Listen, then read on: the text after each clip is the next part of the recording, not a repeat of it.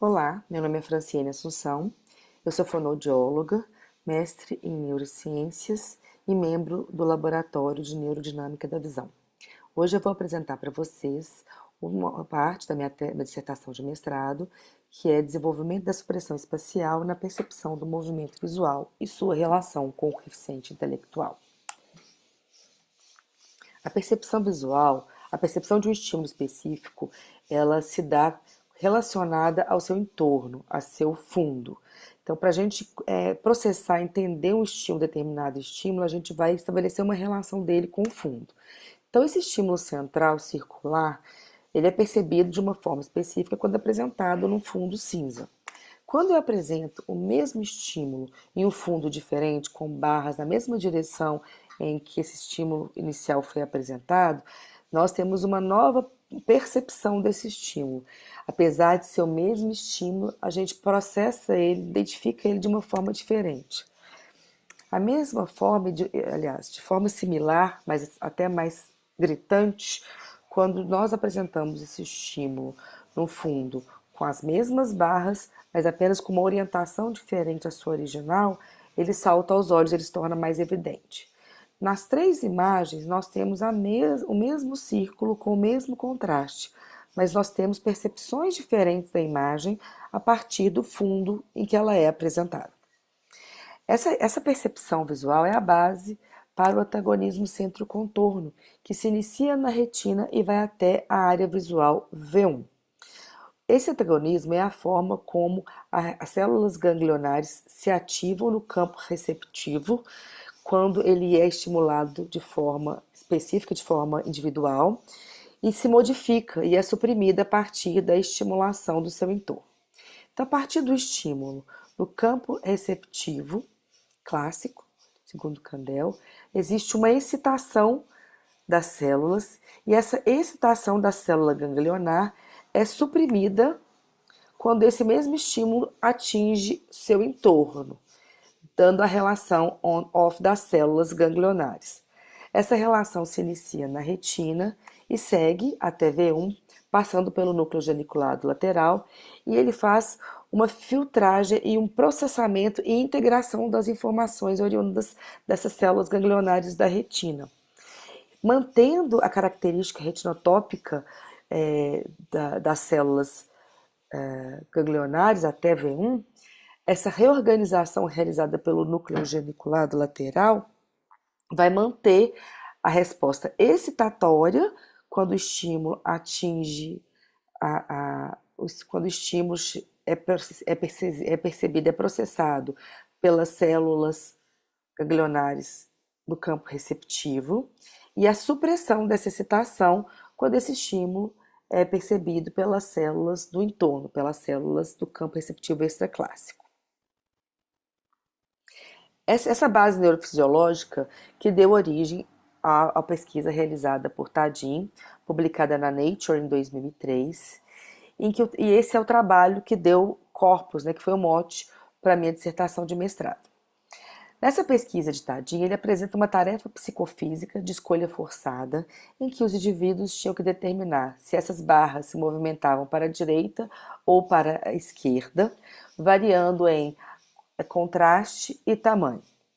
E ele observou uma característica peculiar e contraintuitiva, que quando o estímulo de baixo contraste era apresentado em um tamanho pequeno, ele precisava de um tempo de apresentação maior quando comparado a esse mesmo contraste, porém menor.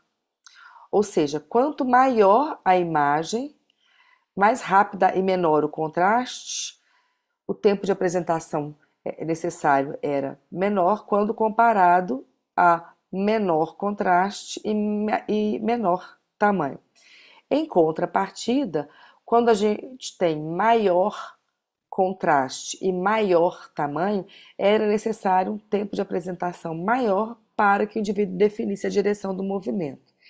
E essa é uma tarefa psicofísica que descreve a habilidade neurofisiológica de supressão centro-contorno. A partir dessa tarefa psicofísica, a partir dos achados de Tadin, nós criamos uma tarefa psicofísica similar à de Tadim e correlacionamos essa tarefa psicofísica com os achados do teste de inteligência vazia.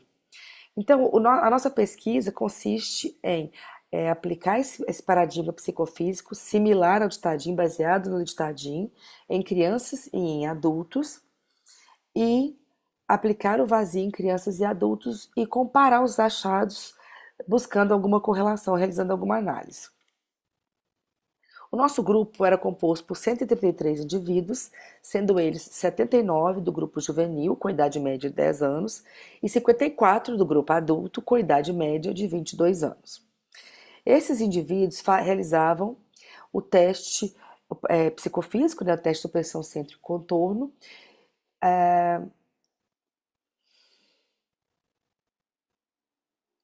todos os indivíduos realizaram o teste de supressão centro-contorno. Quais as estratégias que nós utilizamos para a aplicação do teste de supressão centro-contorno? Os indivíduos eram posicionados a uma distância controlada de um monitor CRT. Eles utilizavam apoio de queixo e testa para evitar movimento de cabeça durante a testagem. Eles eram orientados a fixar o olhar numa cruz apresentada na parte central do monitor. Após essa orientação, eles iriam definir eles iriam observar para qual lado eles acreditavam que as barras estavam se movimentando e iriam responder no teclado com a setinha para a direita ou para a esquerda. Então, a sequência da nossa tarefa visual era em 500 milissegundos apresentada uma tela cinza, com uma cruz no centro para a fixação do olhar do indivíduo que estava realizando a testagem. Em seguida, era apresentado um sinal sonoro, e então o estímulo visual era apresentado. E o indivíduo teria que responder para qual direção ele acreditava que as barras estavam se movimentando. A nova apresentação visual só poderia acontecer quando o indivíduo tivesse respondido para qual direção ele acreditava que a barra estava se movimentando. A partir dessas respostas, elas eram controladas pelo staircase, em que, na sua primeira etapa, os estímulos eles eram apresentados com corte de 40 milissegundos, e a partir do primeiro erro, volta 40 milissegundos de apresentação do estímulo, e então estímulos apresentados em 20 milissegundos a cada 3 acertos.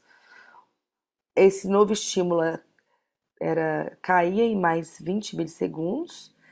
A cada erro, ele voltava 20 milissegundos e a gente seguia esse padrão de 3 acertos, uma queda, primeiro em 40 milissegundos, depois em 20 milissegundos e por fim 10 milissegundos, como forma de refinar o limiar de duração. E então a gente iria chegar no limiar de duração. O vazio é um teste de inteligência com potencial de teste completo. Ele investiga uma faixa etária de 6 a 89 anos e ele requer menor tempo de aplicação, por isso que ele foi eleito pelos nossos estudos. O vazio ele é dividido em 2 partes, o QI verbal e o QI de execução, e essas partes são subdivididas cada uma em 2 testes, sendo o QI de execução composto pelo teste de cubos e raciocínio matricial, e o QI verbal composto pelos testes de vocabulário e semelhança. Quais os achados da nossa pesquisa? Os achados para o alto contraste, que seria o nosso índice de supressão. Observando o limiar de apresentação para estímulos pequenos e estímulos grandes em alto contraste para as crianças, fazendo a relação, observando a diferença entre o estímulo para estímulos grandes e estímulos pequenos, essa diferença gera o nosso índice supressivo para crianças e essa mesma relação é estipulada para o grupo de adulto, ou seja, a diferença entre a apresentação em alto contraste para objetos grandes e objetos pequenos formou o índice supressivo para adultos. E assim, comparando o índice supressivo de adultos e crianças, existe uma relação significativa, informando que as crianças ainda sofrerão modificação do seu índice supressivo até chegar na fase adulta. Para baixo contraste, nós estipulamos a relação do limiar de apresentação para para estímulos grandes e estímulos pequenos, e essa diferença vai apresentar o índice de somação para as crianças, e da mesma forma a diferença entre o limiar de duração para estímulos grandes e estímulos pequenos irá apresentar o índice de somação para adultos. É interessante a gente considerar que as crianças necessitam de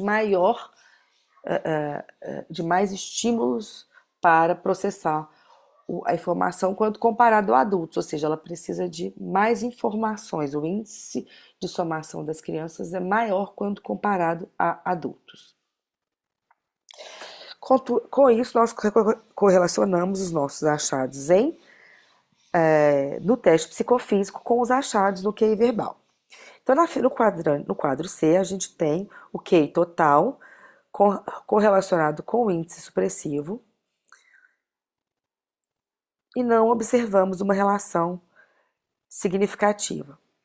Quando a gente subdivide o QI total em QI de execução e QI verbal, nós também não observamos relação de significância no QI de execução, mas nós observamos uma relação de significante relativamente forte para o QI verbal. Analisando de forma específica as apresentações com relação ao tamanho para alto contraste, essa relação de significância para o QI verbal se mantém e a relação de não significância no QI total e no QI não verbal também se mantém. Para a gente considerar que essa relação de significância ocorreu apenas com a supressão, nós fizemos a mesma correlação para o índice de somação e não houve achado de significância nem para o QI verbal, nem para o QI de execução, nem para o QI total, correlacionando ao índice de somação. A partir disso, a gente pode considerar que as crianças identificam a direção do movimento mais rapidamente com estímulos de alto contraste e pequeno tamanho, que traz a informação da supressão, considerando que o limiar de supressão de crianças é mais baixo quando comparado a adultos. Portanto, esse limiar supressivo ele apresentará mudança até a fase adulta. As crianças apresentam mais soma e menos supressão quando a gente compara crianças e adultos, e as crianças precisam de maior informação quando comparadas aos adultos, considerando os dados achados no índice de somação. E existe uma relação positiva entre o QI verbal e o índice de supressão que deve ser mais investigado, deve ser mais especulada nas pesquisas futuras. Gostaria de agradecer a possibilidade de participar nesse evento, em nome da Clínica Vias do Saber e do Laboratório de Neurodinâmica da Visão, ambos as quais eu faço parte. Obrigada.